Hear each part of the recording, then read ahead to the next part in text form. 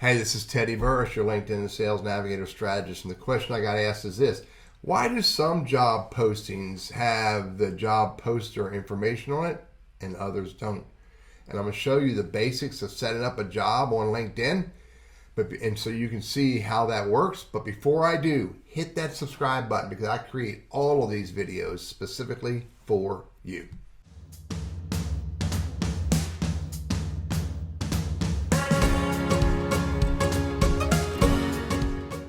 All right, I'm going to do a job. So I'm in the company page. The easiest way to create a new job, especially a free one, is right here, Admin Tools, Post a Free Job.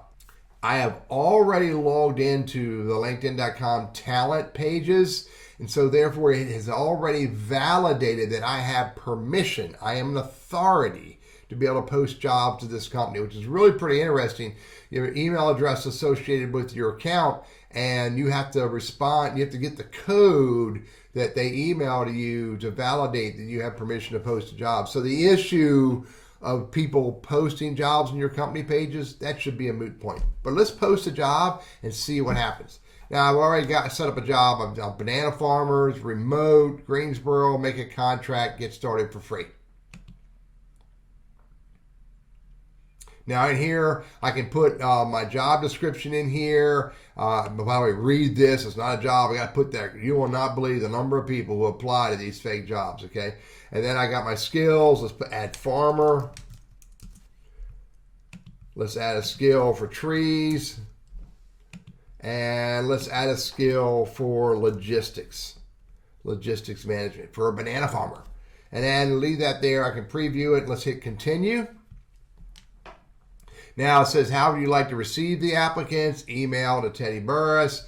I want to do screening options. I turn on the screening if I want to. I can check must have. If I hit must have, it's automatically going to send them a response back and say no thank you. What other screening questions do I want? Do they want to do remote work? Will they work hybrid conditions, et cetera, et cetera. I can create a custom question if I want. And then I can hit post job for free. Now there's other things you can do. This is just a quick and dirty job posting I'm doing. Watch this, post job for free. Boom. Now it wants to upsell me. I'm going to say no thank you, not now. Look, it wants to upsell me again. No thank you, not now.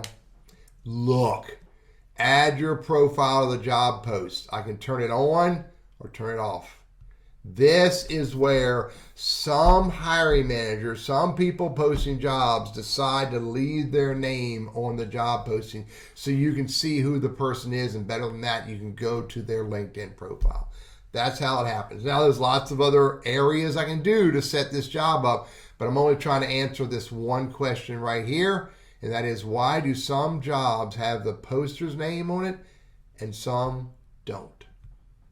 I'm Teddy Burriss, your LinkedIn and Sales Navigator strategist, trainer, and coach, and I hope this is helpful.